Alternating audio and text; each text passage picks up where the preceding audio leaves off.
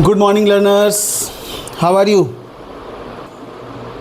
आज हम आपके लिए लेकर के आए हैं एक ऐसा चैप्टर क्लास 11th फिज़िक्स का जो कि अगर स्ट्रॉन्ग हो गया तो आपको मैकेनिक्स, फोर्स, ये सब कुछ आसान लगने लगेगा। ठीक है, और अगर ये आपका वीक रह गया तो फिर फिज़िक्स थोड़ी सी मुश्किल हो जाएगी आपके लिए। ठीक है, तो आइए देखते हैं। इस चैप्टर का नाम है वेक्टर। आज का टॉपिक है हमारा वेक्टर।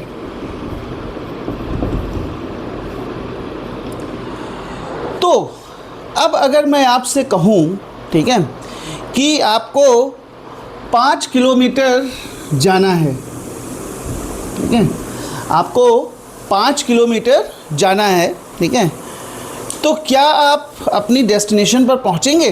ठीक है, आपका जवाब होगा नहीं।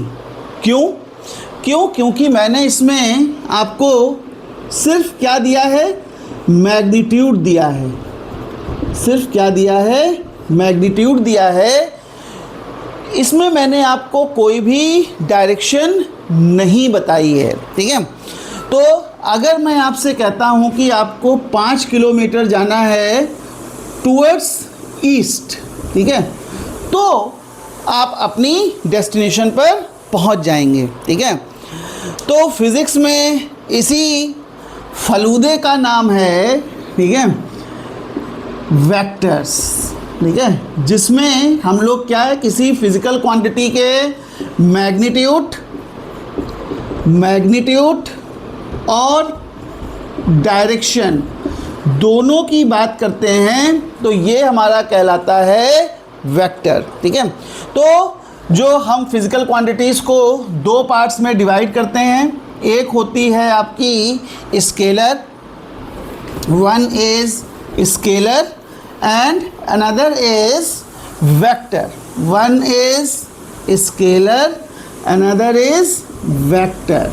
ठीक है, तो ऐसा मैंने आपको अभी बताया, ठीक है, कि स्केलर और वेक्टर क्वांटिटीज़ में अंतर क्या है, डिफरेंस क्या है। स्केलर क्वांटिटीज़ में सिर्फ आपका क्या होता है, मैग्नीट्यूड होता है, जबकि वेक्टर क्वांटिटीज़ में आपका क्या होता है, मैग्नीट्यूड प्लस डायरेक्शन दोनों होती है। ठीक है, और इसके साथ साथ जो आपकी वेक्टर क्वांटिटीज़ होती हैं उनको क्या होना चाहिए, ठीक है, they should also follow the triangle law of vector addition.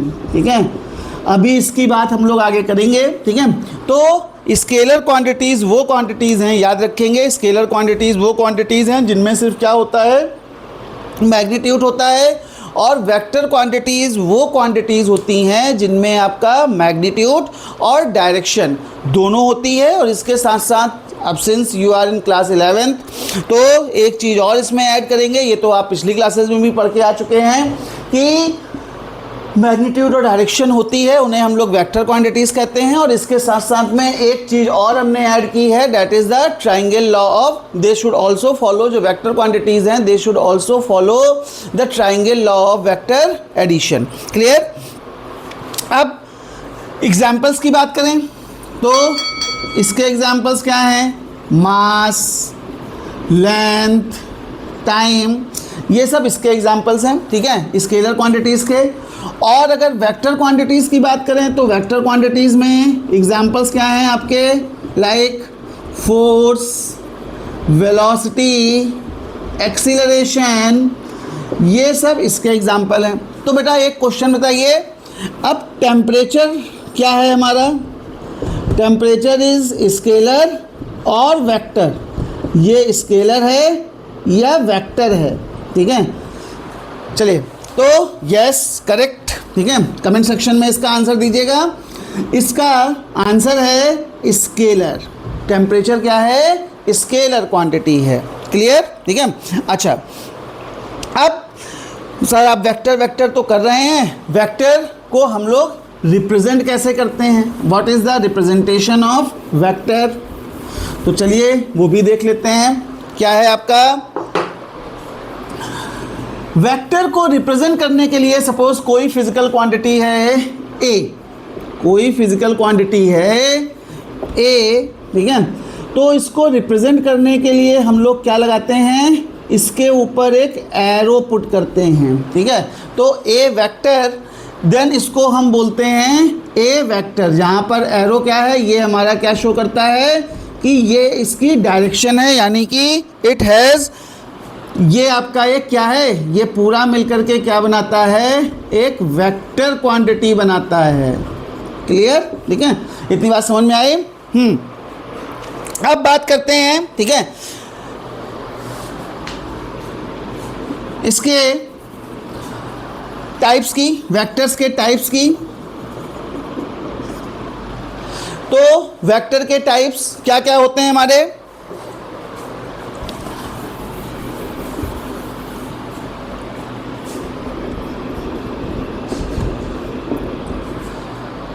पहला आपका इक्वल वेक्टर्स।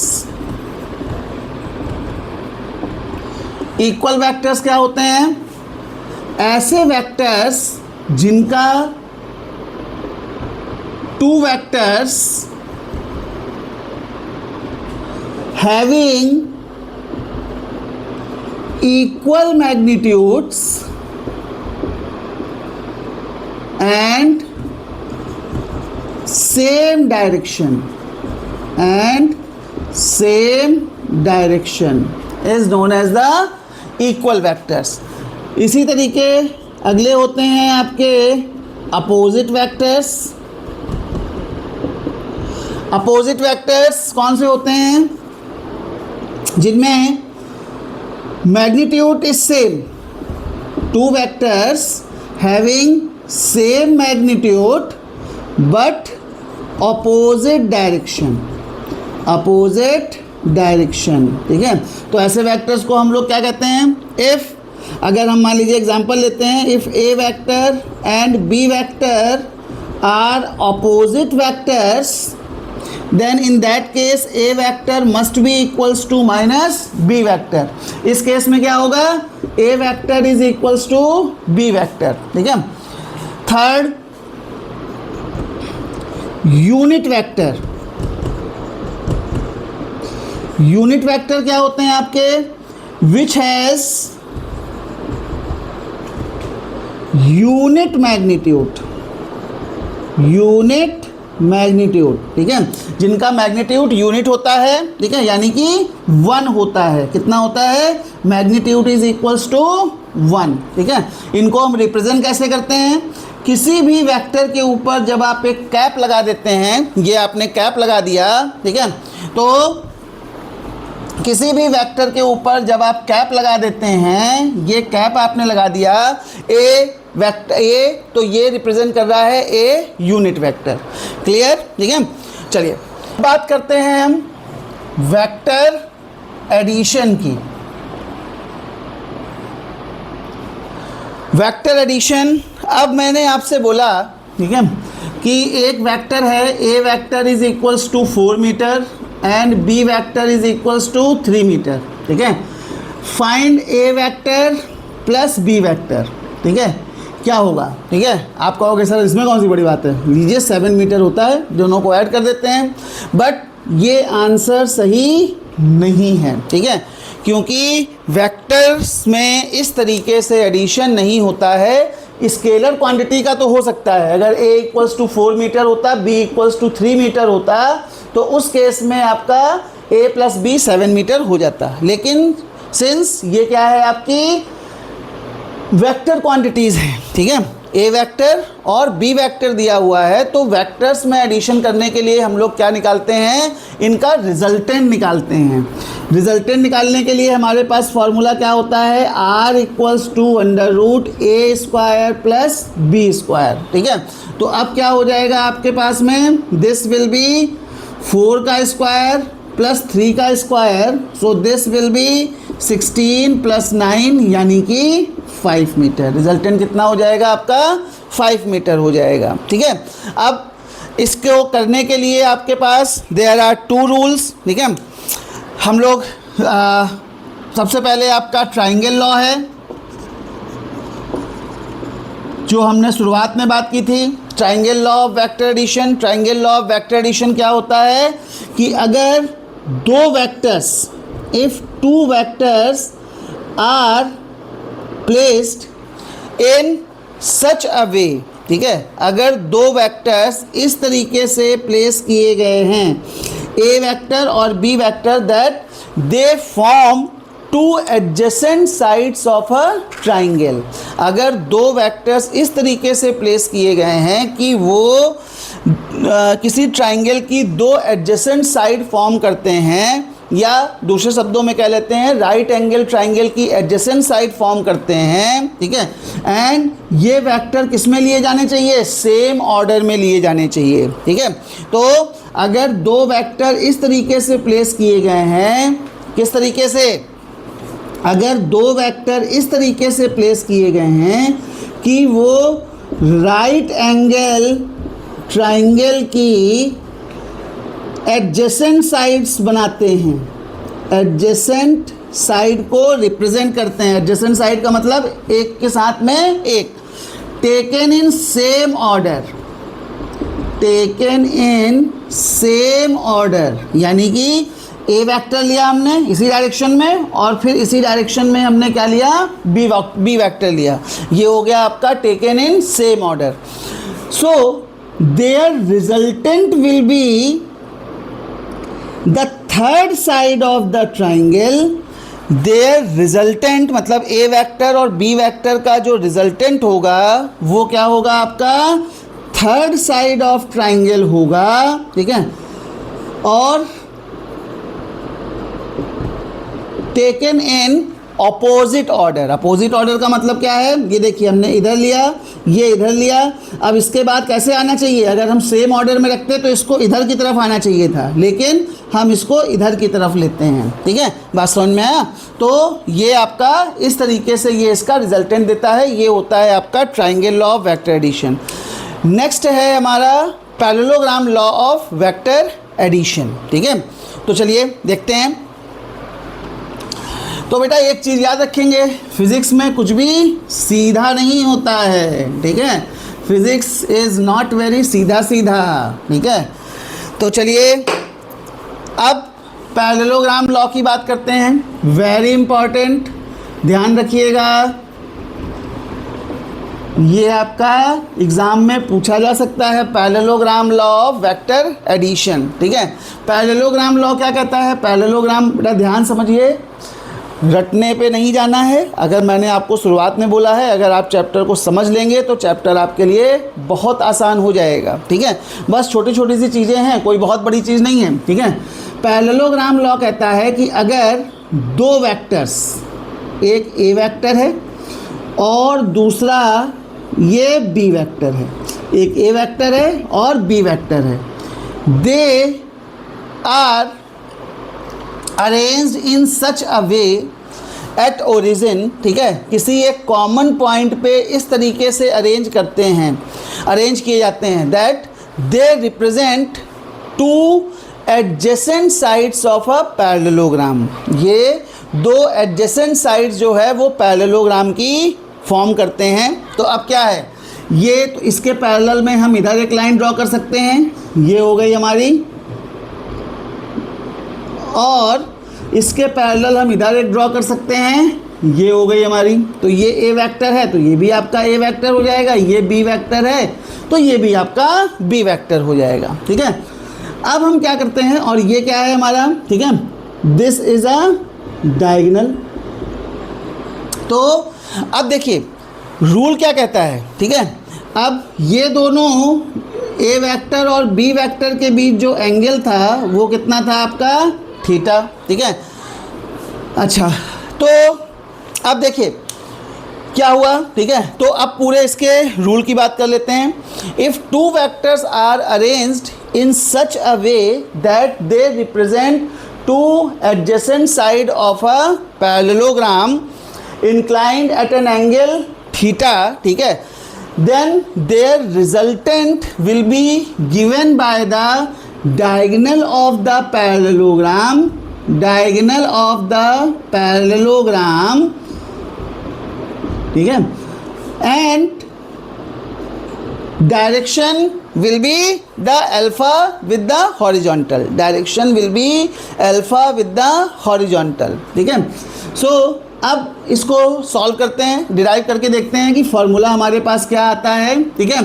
तो देखिए ये आपका सिर्फ रिजल्टेंट अभी रखिए, ठीक है। देखिए अब क्या होगा, हमने यहाँ से एक ये हमने साइड ले ली, सपोज कर लिए ये है हमारे पास A B C and D, ठीक है। यहाँ से हमने एक परपेंडिकुलर ड्रॉ किया, ये हो गया हमारे पास E, ठीक है। अब देखिए तो अगर ये थीटा है तो नेचुरल सी बात है ये भी आपका कितना होगा, थीटा होगा, ठीक है। अच्छा अब देखिए क्या हो जाएगा आपके पास में, अब अगर हम बात करते हैं इन ट्राइंगल ACE,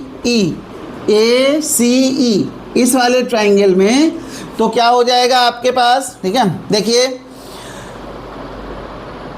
क्या इसको हम लिख सकते हैं resultant R is equals to, या सिंपल दूसरे शब्दों में लिखते हैं AC square is equals to क्या हो जाएगा, AE square plus CE square, AE square plus CE square.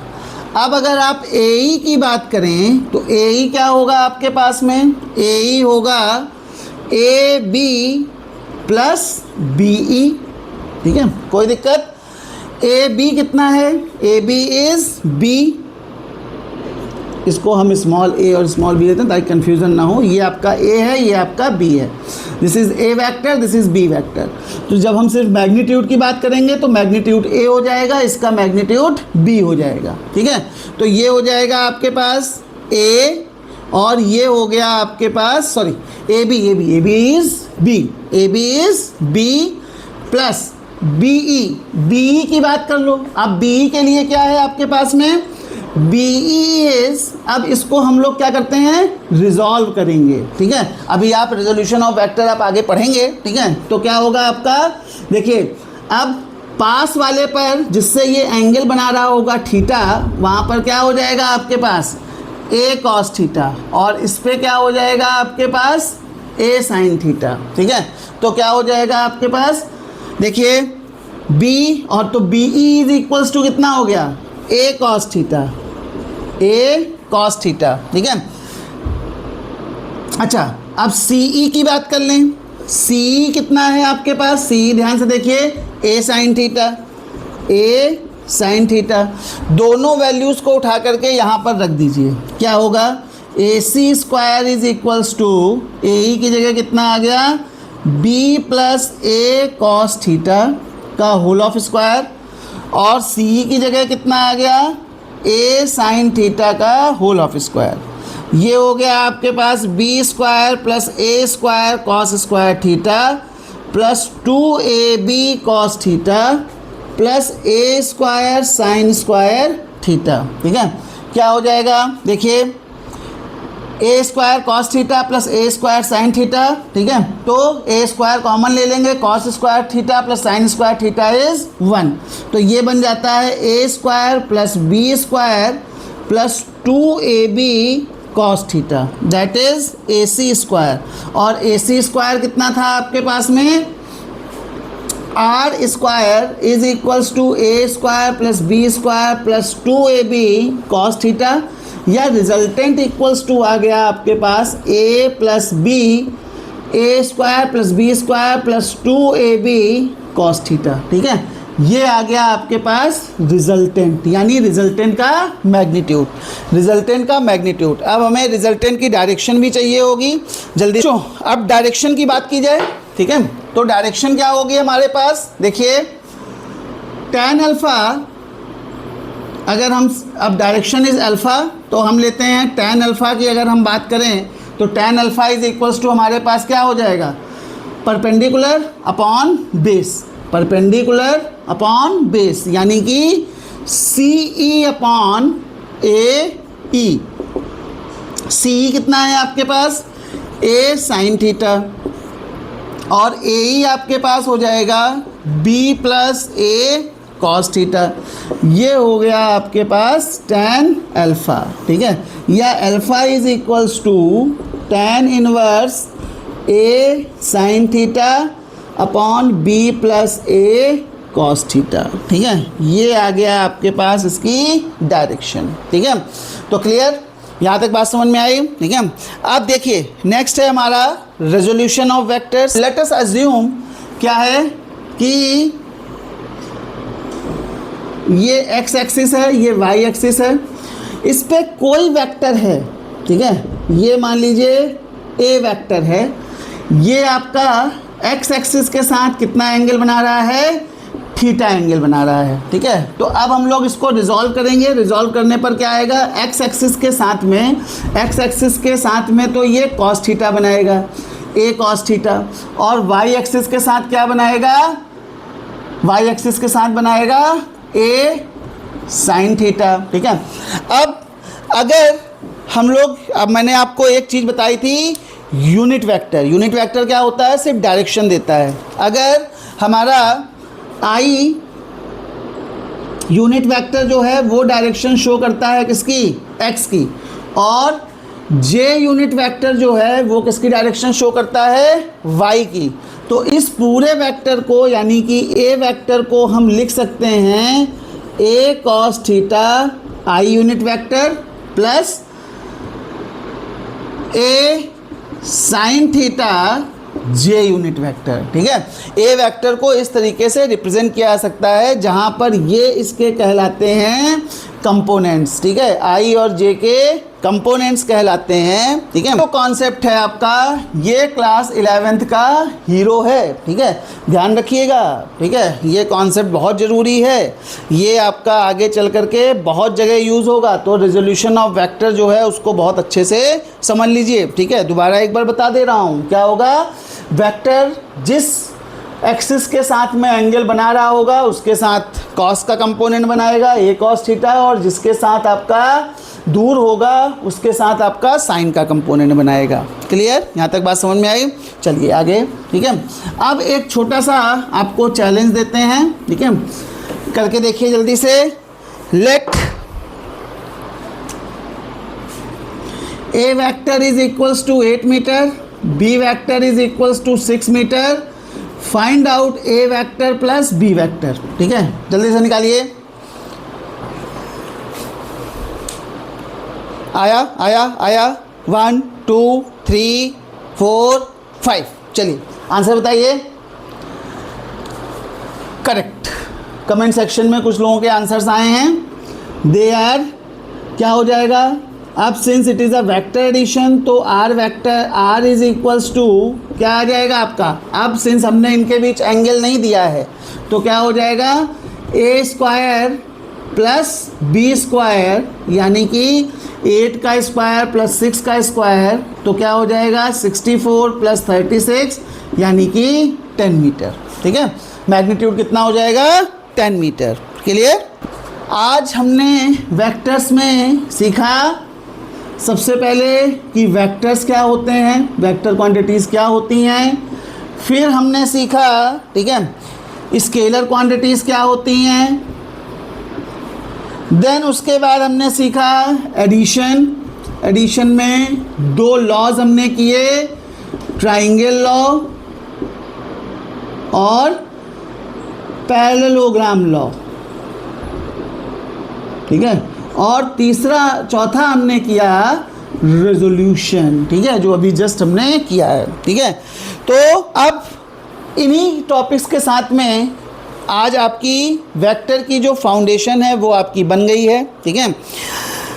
अब नेक्स्ट लेक्चर में हम लोग जो है वो इसके मल्टीप्लिकेशन यानी कि डॉट प्रोडक्ट और क्रॉस प्रोडक्ट करेंगे और फिर उसके बाद कुछ न्यूमेरिकल्स देखेंगे, ठीक है।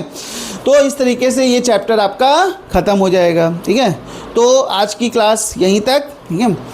अब अगर आपको वीडियो हेल्पफुल लग रही है तो किस चीज़ का इंतज़ार कर रहे हो भाई, ठीक है, लाइक कर दो, सब्सक्राइब करो, कमेंट में लिखो वेक्टर समझ में आ गया, ठीक है, और मिलते हैं नेक्स्ट क्लास में।